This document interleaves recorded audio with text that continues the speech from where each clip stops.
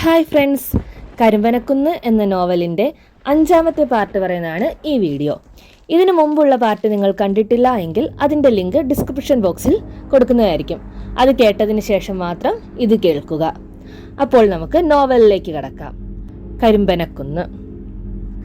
സുറുമി പറയുന്നത് കേട്ടപ്പോൾ ആതിരയും ഐശ്വര്യയും പരസ്പരം ഒന്ന് നോക്കി. പിന്നെ അവർ മുന്നോട്ട് കുറച്ചുകൂടി നീങ്ങിയിരുന്നു. സുറുമി അവരെ നോക്കിക്കൊണ്ട് മെല്ലെ പറഞ്ഞു, മറ്റൊരു കാര്യം കൂടി നിങ്ങൾക്കറിയോ? ആതിര ഭയത്തോടെ ഉമ്മനീറിറക്കി കൊണ്ട് ചോദിച്ചു. ഇല്ല, എന്താടി കാര്യം, പറ. ആ അച്ഛനില്ലേ ആൽബർട്ട്, അദ്ദേഹമാണ് നമ്മുടെ പ്രിൻസി. പിന്നെ ഇവിടെ വാർഡനായി നിൽക്കുന്ന മേഡമാണ് സ്വപ്ന. സുറുമി മുഖത്ത് ഭയം നിറച്ചുകൊണ്ട് പറഞ്ഞു. പെട്ടെന്ന് കരണ്ട് പോയി.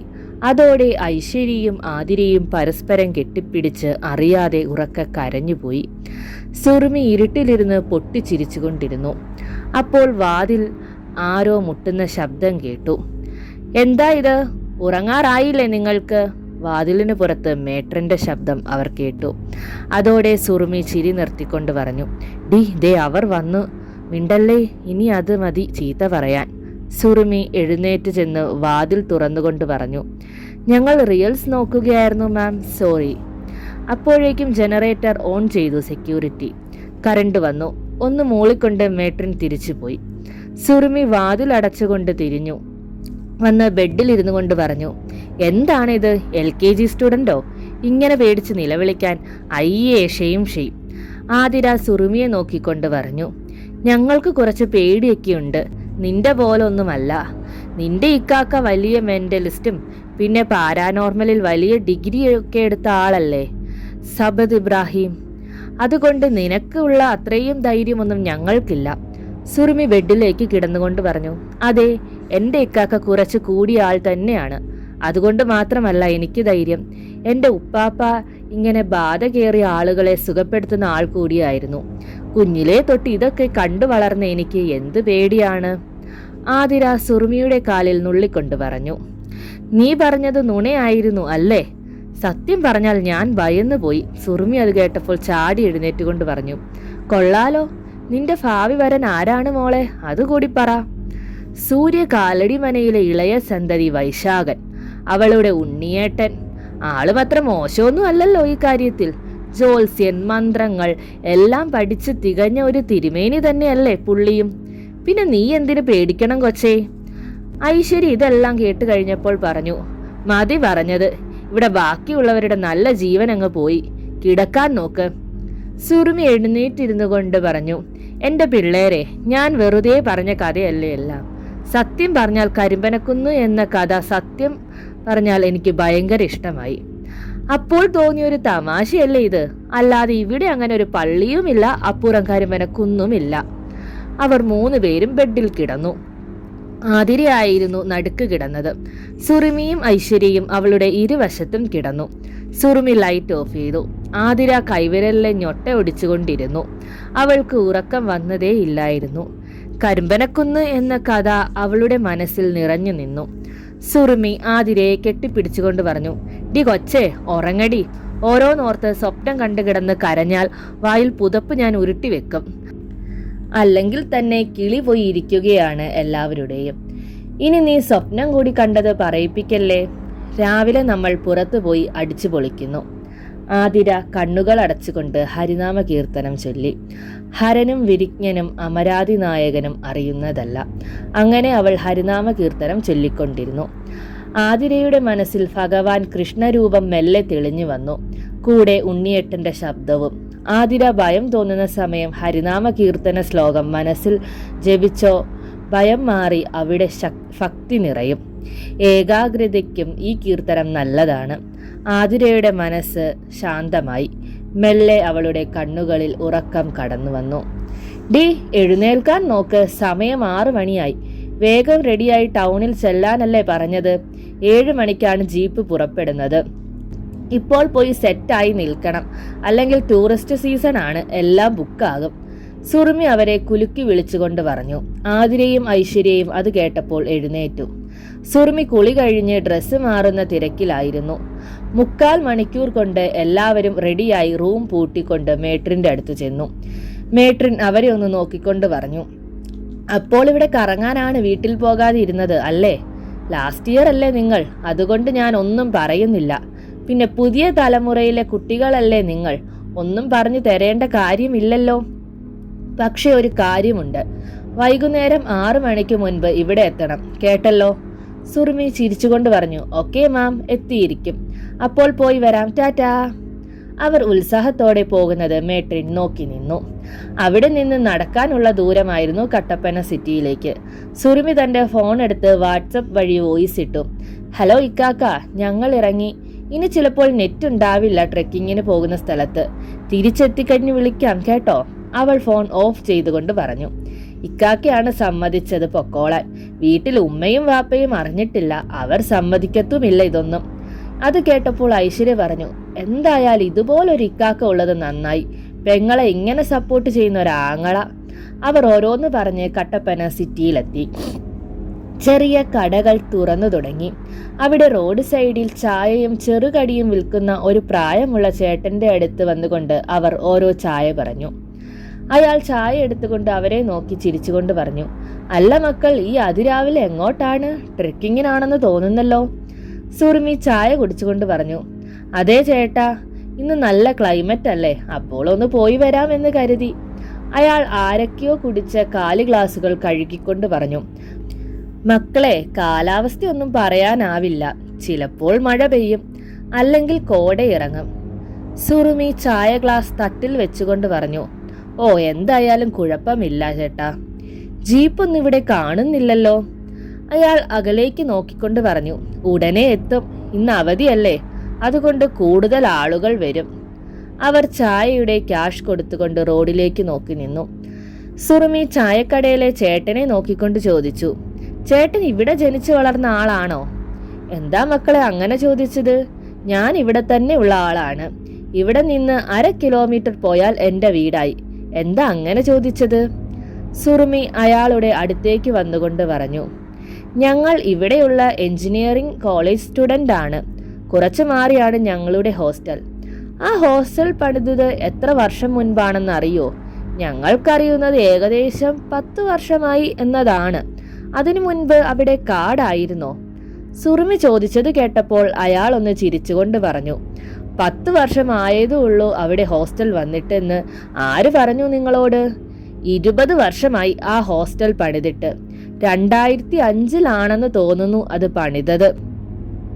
അതിനു മുൻപ് അവിടെ ഒരു പള്ളിയായിരുന്നു. അത് കേട്ടപ്പോൾ ഐശ്വര്യയും ആതിരയും ഒന്ന് ഞെട്ടി.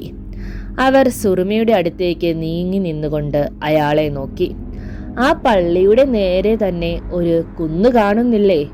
വർഷങ്ങൾക്ക് മുൻപ് വലിയ ഒരു മഴയിൽ അവിടെ നിന്ന് ഉരുൾപൊട്ടി വന്നു. പള്ളി അപ്പാടെ ആ ഉരുൾപൊട്ടലിൽ ഒലിച്ചുപോയി. പള്ളിയിലുണ്ടായിരുന്ന അച്ഛൻ, പിന്നെ ഒരു കപ്പ്യാർ, വേറെ ആരൊക്കെയോ ഉണ്ടായിരുന്നു അന്ന് മരിച്ചവരിൽ. എനിക്ക് അന്ന് ഇവിടെ ചുമടായിരുന്നു ജോലി. അന്ന് രാത്രി ഭയങ്കര മഴയായിരുന്നു. പാതിരാത്രി എങ്ങോ ആയിരുന്നു ഉരുൾപൊട്ടി വന്നത്. അന്ന് രാവിലെയാണ് എല്ലാവരും അറിഞ്ഞത് കാര്യങ്ങൾ. കൃത്യമായി ഒന്നും അറിയില്ല, എങ്കിൽ തന്നെ ആ കുന്നൊരു ശാപം പിടിച്ചത് തന്നെയാണ്. ഇവിടെയുള്ളവർ അങ്ങോട്ടധികം പോകാറില്ല. നിങ്ങൾ ട്രെക്കിങ്ങിന് പോകുന്ന സ്ഥലമില്ലേ? ആ കുന്നിൻ്റെ താഴെ കൂടിയാണ് പോകുന്നത്. പെട്ടെന്നൊരു ജീപ്പിന്റെ ഹോൺ അവിടെ മുഴങ്ങി. ദേ മക്കളെ, ജീപ്പ് വന്നു, ചെല്ല് വേഗം. സുറുമിയും ആതിരയും ഐശ്വര്യയും പരസ്പരം നോക്കി. ആതിര അവരെ നോക്കിക്കൊണ്ട് പറഞ്ഞു, അപ്പോൾ ആ കഥയിലെ പള്ളിയാണോ ഹോസ്റ്റൽ? സുറുമി എന്തോ ആലോചിച്ചുകൊണ്ട് പറഞ്ഞു, നമ്മൾ വന്ന വർഷം നമ്മുടെ സീനിയർ ആയിരുന്നൊരു ചേച്ചി പറഞ്ഞത് ഓർക്കുന്നോ നിങ്ങൾ? ഈ വർഷം കൂടി കഴിഞ്ഞ് ഈ ചെകുത്താൻ കോട്ടയിൽ നിന്ന് രക്ഷപ്പെട്ടു പോകാമെന്ന്.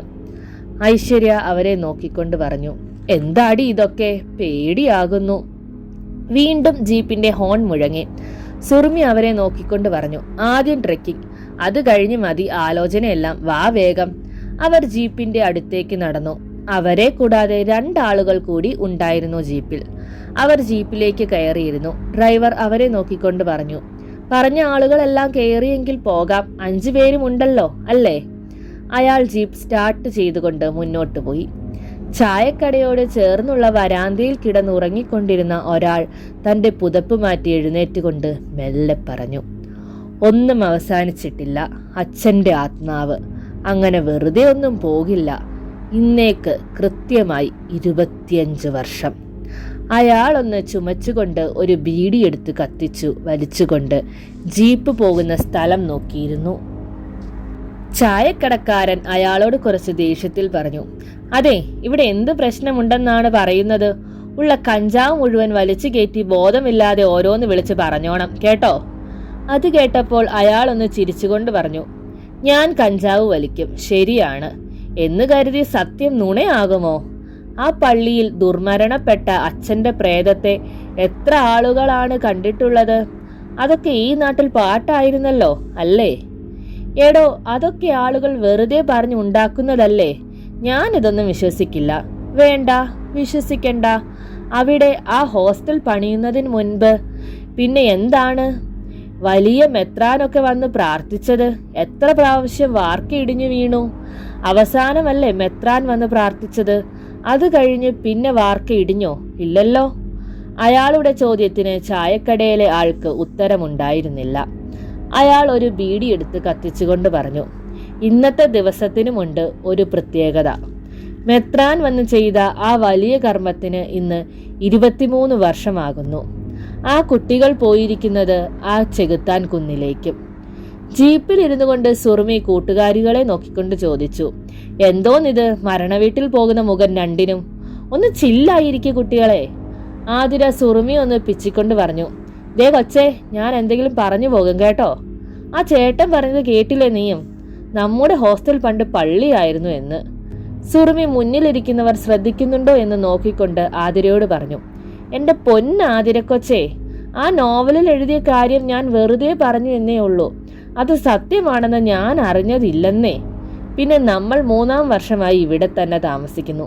ഇത്ര നാളായി വല്ല പ്രശ്നവും ഉണ്ടായിട്ടുണ്ടോ? അത് മാത്രമല്ല, അവിടെ നമുക്ക് മുൻപ് താമസിച്ച കുട്ടികൾ ആരെങ്കിലും എന്തെങ്കിലും പ്രശ്നമുണ്ടെന്ന് പറഞ്ഞു കേട്ടിട്ടുണ്ടോ? ഇല്ലല്ലോ. അതുകൊണ്ട് വേണ്ടാത്ത ചിന്തകളൊന്നും വേണ്ട കേട്ടല്ലോ. സുറുമി പറഞ്ഞത് കേട്ടപ്പോൾ ആതിരയ്ക്കും ഐശ്വര്യയ്ക്കും കുറച്ച് സമാധാനമായി. ജീപ്പിൽ ഡ്രൈവറെ കൂടാതെ 2 പേർ കൂടി മുൻ സീറ്റിലുണ്ടായിരുന്നു. ജീപ്പ് ഡ്രൈവർ ഇടയ്ക്ക് ചോദിച്ചു, നിങ്ങൾ ഹോസ്റ്റലിലുള്ള കുട്ടികളല്ലേ? അവധിയായിട്ടും എന്താണ് വീട്ടിൽ പോകാതെ ഇരുന്നത്? സുറുമി അതിന് മറുപടി പറയുന്നതിന് മുൻപ് തന്നെ മുൻ സീറ്റിലിരുന്ന ആൾ പറഞ്ഞു, അവധി അടിച്ചു പൊളിക്കാനാകും വീട്ടിൽ പോകാതെ നിന്നത് അല്ലേ കുട്ടികളെ? എന്റെ അഭിപ്രായത്തിൽ ആൺകുട്ടികൾ മാത്രം അടിച്ചു പൊളിച്ച് നടന്നാൽ മതിയോ? ഇവർക്കുമാകാം അതൊക്കെ. സുറുമി അത് കേട്ട് ചിരിച്ചുകൊണ്ട് പറഞ്ഞു, പിന്നല്ല, ഞങ്ങൾക്കൊരു ട്രിപ്പൊക്കെ പോയി എൻജോയ് ചെയ്യണം. ലാസ്റ്റ് ഇയർ ആണ്. ഇനി കെട്ടാൻ പോകുന്ന ആൾ ഇങ്ങനെ അടിച്ചു പൊളിക്കാൻ താല്പര്യമില്ലാത്ത ആളാണേൽ പെട്ടുപോകില്ലേ ചേട്ടാ? അതുകൊണ്ട് മാക്സിമം അങ്ങ് വൈബ് പിടിച്ചു പോകാമെന്ന് തീരുമാനിച്ചു. ജീപ്പ് ഡ്രൈവർ ചിരിച്ചുകൊണ്ട് പറഞ്ഞു, അതൊക്കെ ശരിയാണ്. പക്ഷെ ഈ റൂട്ട് എന്തിനാണ് തിരഞ്ഞെടുത്തത് നിങ്ങൾ? പോകാൻ ഡാമുണ്ട്, പിന്നെ അഞ്ചുരുളിയുണ്ട്. അവിടെയുള്ള വലിയ തടാകത്തിൽ തിരമാലകൾ അടിക്കുന്നത് കാണാനൊക്കെ എത്ര ആളുകളാണ് വരുന്നത് എന്ന് നിങ്ങൾക്കറിയോ? അവിടെയൊന്നും പോകാതെ ഈ ചെകുത്താൻ കുന്നിലേക്ക് എന്തിനാണ് ട്രിപ്പ് പോകുന്നത് നിങ്ങൾ? സുറുമി അത് കേട്ടപ്പോൾ കൂട്ടുകാരികളെ നോക്കിക്കൊണ്ട് പറഞ്ഞു, ചെകുത്താൻ കുന്നോ? നമ്മൾ പോകുന്ന സ്ഥലത്തിന് അങ്ങനെ അല്ലല്ലോ പേര്. ജീപ്പ് ഡ്രൈവർ അത് കേട്ടപ്പോൾ പറഞ്ഞു, അതെ, അങ്ങനെ നിങ്ങൾ കേൾക്കാൻ വഴിയില്ല. ഈ നാട്ടിലുള്ളവർ അങ്ങനെയാണ് ആ കുന്നിനെ വിളിക്കുക. കാരണം വർഷങ്ങൾക്ക് മുൻപ് നിങ്ങൾ ഇപ്പോൾ താമസിക്കുന്ന ഹോസ്റ്റൽ ഒരു പള്ളിയായിരുന്നു. ആ പറഞ്ഞ ചെകുത്താൻ കുന്നിൽ നിന്ന് ഒരു രാത്രി ഉരുൾപൊട്ടി ആ പള്ളിയും അവിടെ ഉണ്ടായിരുന്നവരെയും ഇല്ലാതെയാക്കി കളഞ്ഞു. അവിടെ പള്ളി പണിയരുത് എന്ന് പറഞ്ഞതായിരുന്നു എന്നൊക്കെയാണ് കേൾക്കുന്നത്. പക്ഷേ പള്ളി വന്നു. 1 വർഷം പോലും തികഞ്ഞില്ല. അതിനു മുൻപ് എല്ലാം കഴിഞ്ഞു. അതോടെ അവിടെ പ്രേതമുണ്ട് എന്നൊക്കെ വിശ്വാസം തുടങ്ങി. അത് കഴിഞ്ഞാണ് കോളേജ് ആ സ്ഥലം ഏറ്റെടുത്തത്. അവർ അവിടെ പെൺകുട്ടികൾക്ക് വേണ്ടി ഹോസ്റ്റൽ പണിതു. ചെകുത്താൻ കുന്നിലെ പിശാശാണ് ഉരുൾപൊട്ടലിൽ ഉണ്ടാക്കിയത്, പള്ളി അവിടെ നിന്ന് പൊളിച്ചു കളഞ്ഞതും എന്നൊക്കെയാണ് കുറച്ചാളുകൾ പറയുന്നത്. അങ്ങനെ കിട്ടിയ പേരാണ് ചെകുത്താൻ കുന്ന് എന്ന്. അത് മാത്രമല്ല പിള്ളേരെ, ഡ്രൈവറുടെ അടുത്തിരുന്ന ചേട്ടൻ പറഞ്ഞു, ആ കുന്നിൻ്റെ മുകളിൽ നിന്ന് ഉരുൾപൊട്ടലിൽ മരിച്ചുപോയ അച്ഛൻ്റെ ആത്മാവിനെ പിടിച്ചു തളച്ചത് എന്നുകൂടി പറയുന്നുണ്ട്. അതൊക്കെ 25 വർഷം മുൻപുള്ള കാര്യങ്ങളാണ് കേട്ടോ. ഇപ്പോഴുള്ള പിള്ളേർ ഇതൊക്കെ കോമഡി ആയിരിക്കും. പിന്നെ ആ കുന്നിൽ ആരൊക്കെയോ മരിച്ചിട്ടുണ്ട് എന്നൊക്കെ കേൾക്കുന്നുണ്ട്. അതിൽ എത്രമാത്രം സത്യമുണ്ടെന്നൊന്നും അറിഞ്ഞുകൂടാ. ഈ 5G യുഗത്തിൽ പ്രേതം എന്നൊക്കെ പറഞ്ഞാൽ 2K പിള്ളേർ എടുത്തിട്ട് പൊരിക്കും, അയാൾ പറഞ്ഞു നിർത്തി. എല്ലാം കേട്ടുകൊണ്ടിരിക്കുകയായിരുന്നു സുറുമിയും കൂട്ടുകാരികളും. കുറച്ചു നേരത്തേക്ക് ജീപ്പിൽ ആരും സംസാരിച്ചില്ല. നേരിയ മഴ പൊടിഞ്ഞു തുടങ്ങി. ജീപ്പ് ഡ്രൈവർ പറഞ്ഞു, രാവിലെ തന്നെ മഴ തുടങ്ങി, ഇനി കോട ഇറങ്ങി തുടങ്ങും. ജീപ്പ് മുന്നോട്ട് പോയിക്കൊണ്ടിരുന്നു. കുറച്ചു കഴിഞ്ഞ് മഴ ശക്തമായി പെയ്തു തുടങ്ങി. കൂടെ തന്നെ കോടമഞ്ഞും റോഡിൽ നിറഞ്ഞു തുടങ്ങി. ഇതേ സമയം കോതമംഗലം ചെറിയ പള്ളിയിൽ കുർബാന എടുത്തുകൊണ്ടിരുന്ന അലക്സ് ഫാദർ ഒന്ന് ഞെട്ടി.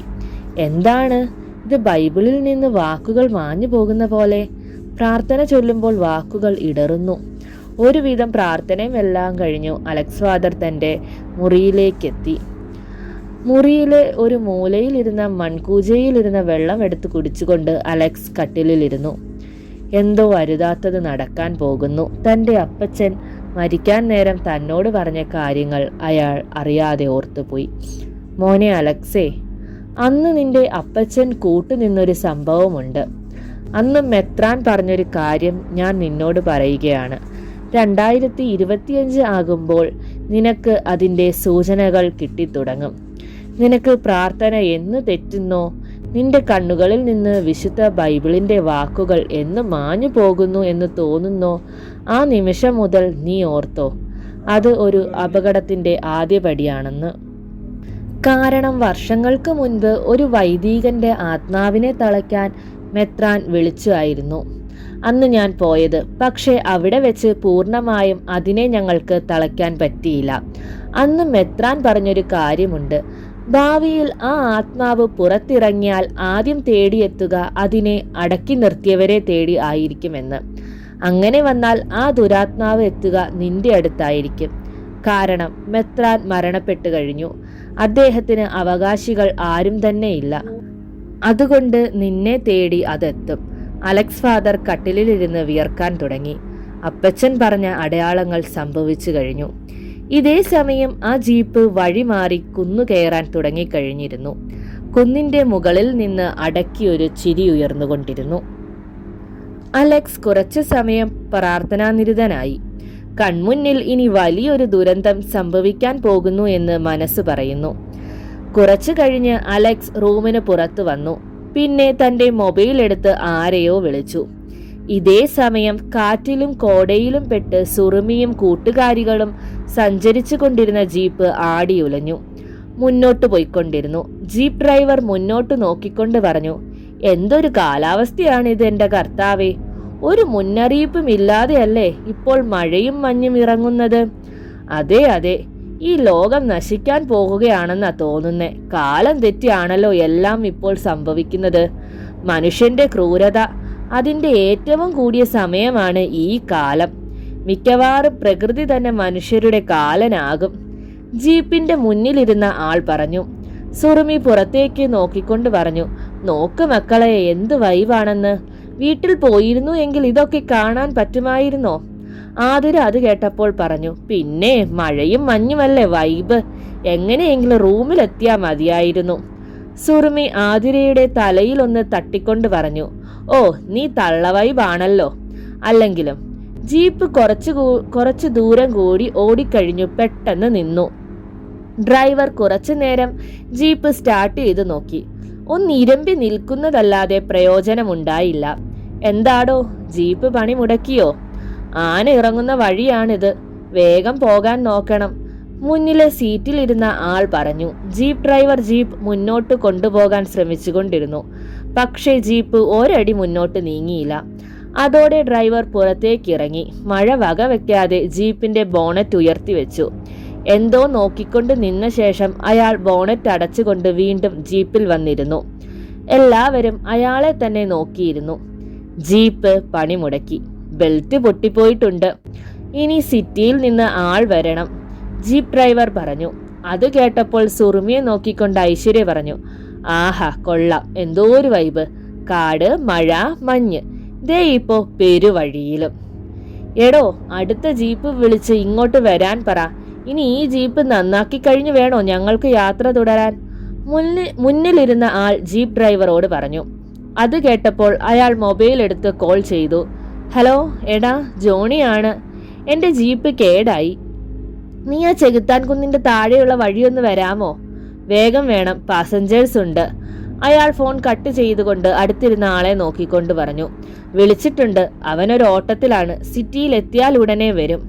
പുറത്തു മഴ മെല്ലെ പെയ്തു നിന്നു തുടങ്ങി. ജോണി പുറത്തേക്കിറങ്ങി തൻ്റെ പോക്കറ്റിൽ നിന്ന് ഒരു സിഗരറ്റ് എടുത്ത് കത്തിച്ചു വലിച്ചു. നേരിയ തണുപ്പ് തോന്നി തുടങ്ങി എല്ലാവർക്കും. ജീപ്പിന്റെ മുന്നിലിരുന്നവർ പുറത്തേക്കിറങ്ങി. ജോണിയുടെ അടുത്തേക്ക് വന്നു കൊണ്ടൊരാൾ പറഞ്ഞു, തൻ്റെ പേര് ജോണി എന്നായിരുന്നു അല്ലേ? ഞാൻ പ്രകാശ്, പട്ടാളത്തിലാണ്. ലീവ് തീരുന്നതിന് മുൻപ് ഒരു ട്രിപ്പ് പോകാൻ വന്നതാണ്. എൻ്റെ വീട് പെരുമ്പാവൂറാണ്. ജോണി അയാളെ നോക്കി ബഹുമാനത്തോടെ ഒന്ന് ചിരിച്ചു. അടുത്ത ആൾ ഒന്നും മിണ്ടാതെ ദൂരേക്ക് നോക്കി നിൽക്കുന്നത് കണ്ടപ്പോൾ ജോണി ചോദിച്ചു, അല്ല സാറെന്താ ഒന്നും മിണ്ടാത്തത്?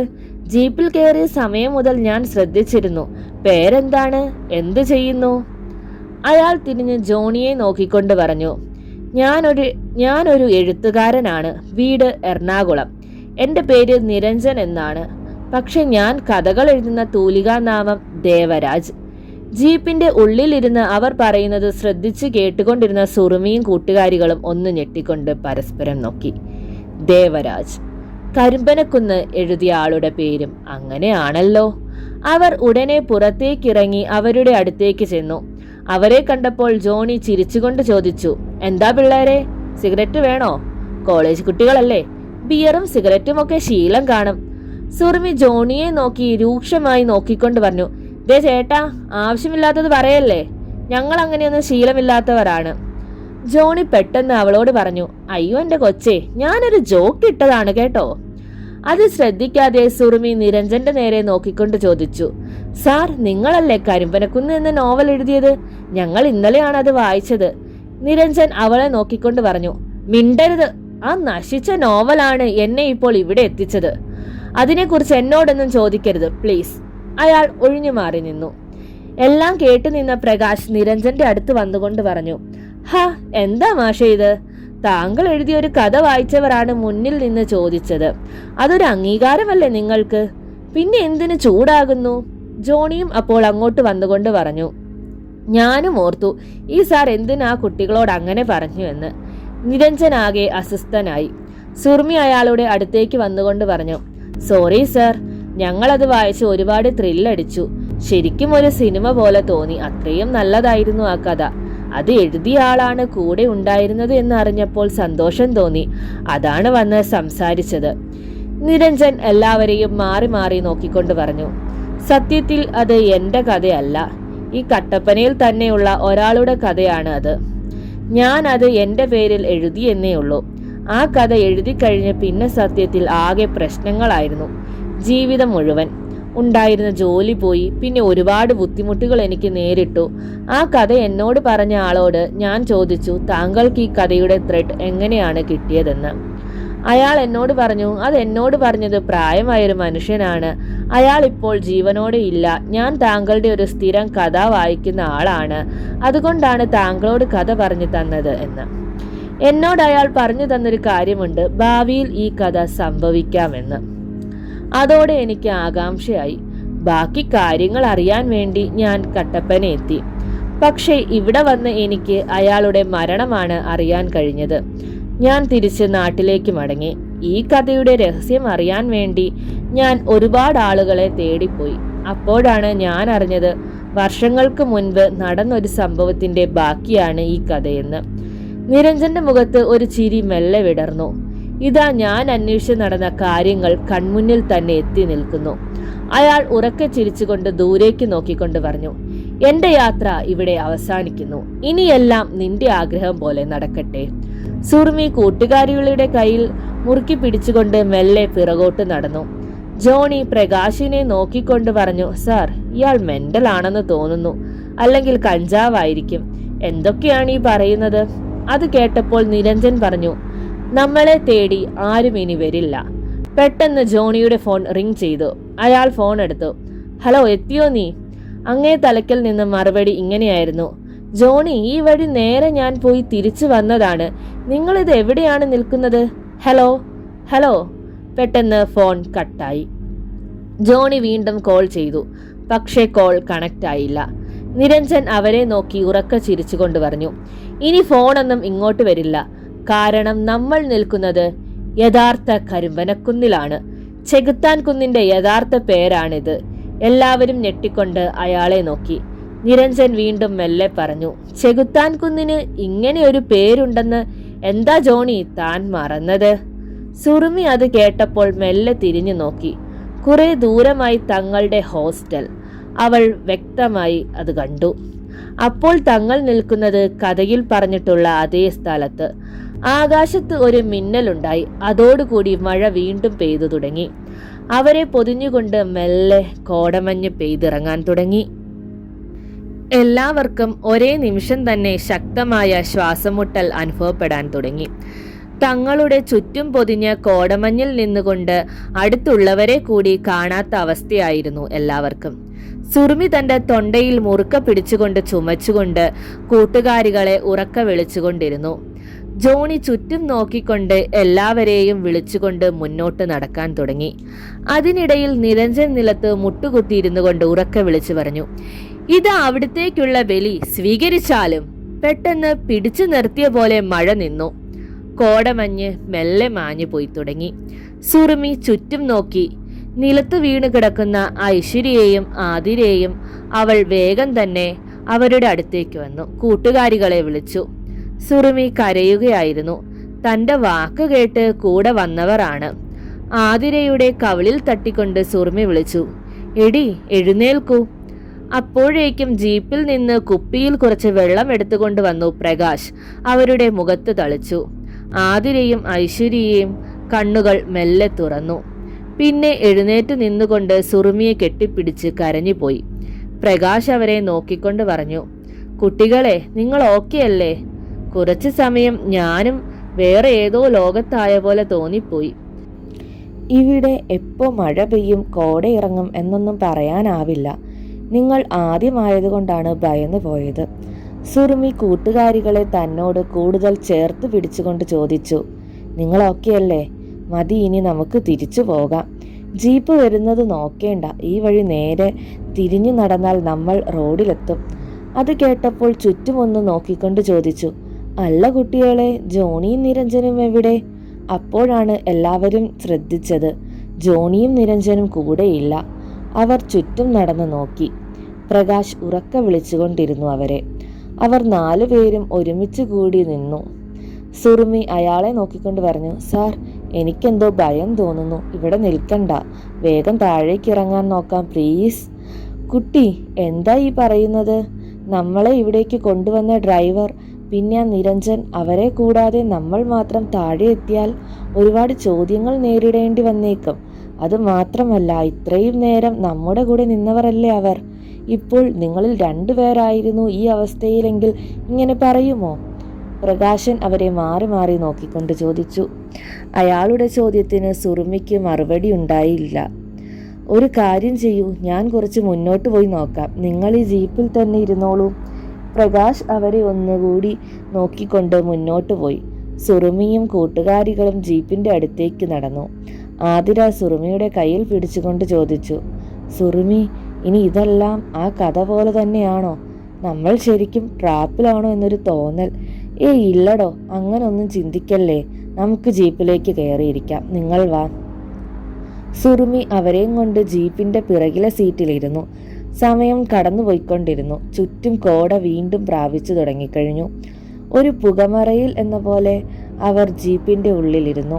സുറുമിയുടെ തോളിൽ തല ചായച്ചുകൊണ്ട് ആതിരയും ഐശ്വര്യയും മെല്ലെ മയങ്ങി തുടങ്ങി. സുറുമി അവരുടെ തലമുടിയിൽ തലോടിക്കൊണ്ടിരുന്നു. ജീപ്പിന്റെ മുന്നിലേക്ക് നോക്കിക്കൊണ്ടിരുന്നു. പെട്ടെന്ന് മഞ്ഞിന്റെ ഉള്ളിൽ നിന്ന് ഒരു ശബ്ദം അവൾ കേട്ടു. സുറുമി അവിടേക്ക് നോക്കി. ഞാൻ ഇവിടെ തന്നെ ഉണ്ടല്ലോ, ഇങ്ങോട്ട് ഇറങ്ങി വരൂ, ഞാൻ നിന്നെ കാണാനാണ് കാത്തിരിക്കുന്നത്. സുറുമി ഒന്ന് ഞെട്ടി. അവൾ അറിയാതെ തന്നെ ദിക്കർ ചൊല്ലാൻ തുടങ്ങി. കണ്ണുകൾ ഇറുക്കി അടച്ചുകൊണ്ട് അവൾ ശബ്ദത്തിൽ ദിക്കർ ചൊല്ലിക്കൊണ്ടിരുന്നു. ഇതേ സമയം കോതമംഗലം പള്ളിയിൽ നിന്ന് കുറച്ച് ദിവസത്തെ ലീവ് എടുത്തുകൊണ്ട് അലക്സ് കട്ടപ്പനയ്ക്ക് വരികയായിരുന്നു. കാർ ഓടിച്ചുകൊണ്ടിരുന്നപ്പോൾ അലക്സ് ചിന്തിച്ചത് മുഴുവൻ തൻ്റെ കൂട്ടുകാരനെ കുറിച്ചായിരുന്നു. കോളേജ് ടൈം മുതലുള്ള ആത്മാർത്ഥ സുഹൃത്തായ ദേവനാരായണൻ, പാഴൂർ പടിപ്പുരയിലെ ബ്രഹ്മദത്തൻ്റെ മകൻ, അച്ഛനേക്കാൾ സമർത്ഥൻ. ഇടയ്ക്ക് വിദേശയാത്ര കഴിഞ്ഞ് എത്തിയതേയുള്ളൂ നാട്ടിൽ. തനിക്ക് പള്ളിയിൽ വെച്ചുണ്ടായ അനുഭവം അവനെ വിളിച്ചു പറഞ്ഞു. എല്ലാം കേട്ട് കഴിഞ്ഞപ്പോൾ തന്നെ അവൻ്റെ നിർദ്ദേശപ്രകാരമായിരുന്നു ഈ യാത്ര. അലക്സ് ഇടയ്ക്ക് മൊബൈൽ നോക്കിക്കൊണ്ടിരുന്നു. ഹരിനാരായണൻ കട്ടപ്പനയിൽ എത്താമെന്നാണ് പറഞ്ഞിരുന്നത്. അവൻ ഇടയ്ക്ക് വിളിച്ചുകൊള്ളാമെന്നും പറഞ്ഞു. കാർ വേഗത്തിൽ പോയിക്കൊണ്ടിരുന്നു. ഇതേ സമയം ജീപ്പിലിരുന്ന സുറുമി കണ്ണുകൾ തുറന്നുകൊണ്ട് മുന്നോട്ട് നോക്കി. പെട്ടെന്ന് ജീപ്പിൻ്റെ ബോണറ്റിൽ എന്തോ വന്ന് വീണു. അവൾ അവിടേക്ക് സൂക്ഷിച്ചു നോക്കി. ആ വസ്തു ഒരു മനുഷ്യൻ്റെ തലയായിരുന്നു. അതിൻ്റെ കണ്ണുകൾ തുറന്നു തന്നെ ഇരിക്കുകയായിരുന്നു. സുറുമി ഉറക്കെ അലറി വിളിച്ചുകൊണ്ട് കൂട്ടുകാരികളെ വിളിച്ചുണർത്തി. പിന്നെ വേഗം തന്നെ ജീപ്പിന് പുറത്തിറങ്ങി. അപ്പോൾ അവരുടെ മുന്നിലേക്ക് തലയില്ലാത്തൊരു ശരീരം വന്നു വീണു.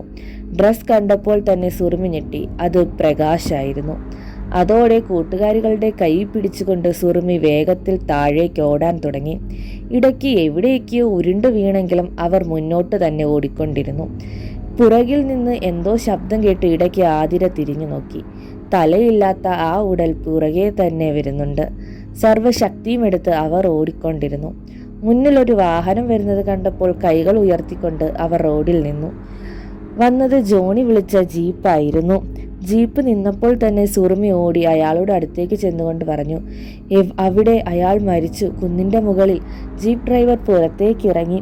സുറുമി ജീപ്പിലേക്ക് കുഴഞ്ഞു വീണുപോയി. ആതിരയും ഐശ്വര്യയും വേഗം തന്നെ അവളെ താങ്ങിപ്പിടിച്ചു. ജീപ്പ് ഡ്രൈവർ വേഗം തന്നെ അവരെ കയറ്റിയിരുത്തിക്കൊണ്ട് അവിടെ തന്നെ ജീപ്പ് തിരിച്ചുകൊണ്ട് മുന്നോട്ട് പോയി. പോകുന്നതിൻ്റെ ഇടയിൽ അയാൾ ചോദിച്ചു, നിങ്ങൾ ജോണി കൊണ്ടുപോയ ആളുകളല്ലേ? 2 പേർ കൂടി ഉണ്ടല്ലോ, അവർ എവിടെ പോയി? ജോണി പറഞ്ഞതനുസരിച്ച് ഞാൻ ഇവിടെയൊക്കെ വന്ന് നോക്കി, പിന്നെ തിരിച്ചുപോയി. അത് കഴിഞ്ഞ് കുന്നിൻ്റെ മുകളിൽ നിന്ന് ഒരു അലർച്ച കേട്ട പോലെ തോന്നിയതുകൊണ്ടാണ് തിരിച്ചു വന്നത്. ആതിര കരഞ്ഞുകൊണ്ട് ഉണ്ടായത് മുഴുവൻ അയാളോട് പറഞ്ഞു. ജീപ്പ് കട്ടപ്പന ലക്ഷ്യമാക്കി പോയിക്കൊണ്ടിരുന്നു. ഇതേ സമയം അലക്സിൻ്റെ ഫോൺ റിങ് ചെയ്തു. കാർ റോഡിൻ്റെ സൈഡിൽ നിർത്തിക്കൊണ്ട് അലക്സ് ഫോൺ എടുത്തു. ദേവനാരായണനായിരുന്നു വിളിച്ചത്. Hello Alex. അവൻ്റെ ശബ്ദം കുറച്ച് പരിഭ്രാന്തി നിറഞ്ഞതായിരുന്നു. അലക്സ്, ഞാൻ പറയുന്നത് ശ്രദ്ധിച്ചു കേൾക്കണം. നീ കരുതും പോലെയല്ല കാര്യങ്ങൾ.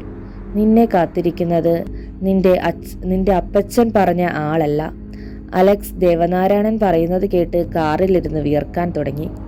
ഇതേ സമയം കൊന്നിറങ്ങിക്കൊണ്ടിരുന്ന ജീപ്പിൽ ആതിരയുടെ മടിയിൽ കിടന്നിരുന്ന സുറുമി മെല്ലെ കണ്ണുകൾ തുറന്നു. അവളുടെ ചുണ്ടിൽ ഒരു ക്രൂരമായ ചിരി വിടർന്നു. കരിമ്പനക്കുന്ന് എന്ന നോവലിൻ്റെ ബാക്കി അടുത്ത പാർട്ടിൽ. അപ്പോൾ ഇതുപോലുള്ള വീഡിയോസിനായി നിങ്ങൾ ഞങ്ങളുടെ ചാനൽ ഉടൻ തന്നെ സബ്സ്ക്രൈബ് ചെയ്യുക. ഞങ്ങളിടുന്ന വീഡിയോസ് നിങ്ങൾക്ക് നോട്ടിഫിക്കേഷനായി വരാൻ ആ ബെൽ ബട്ടൺ കൂടി അമർത്തുക. കരിമ്പനക്കുന്ന് എന്ന നോവലിൻ്റെ അടുത്ത ഭാഗവുമായി അടുത്ത പാർട്ടിൽ കാണാം. ഞങ്ങളുടെ ചാനൽ സബ്സ്ക്രൈബ് ചെയ്യുക. നിങ്ങളുടെ അഭിപ്രായങ്ങൾ കമൻറ്റായി രേഖപ്പെടുത്തുക. ലൈക്കും ഷെയറും ചെയ്ത് ഞങ്ങളെ സപ്പോർട്ട് ചെയ്യുക. അപ്പോൾ അടുത്ത വീഡിയോയിൽ കാണാം. അതുവരെ ബൈ ബൈ.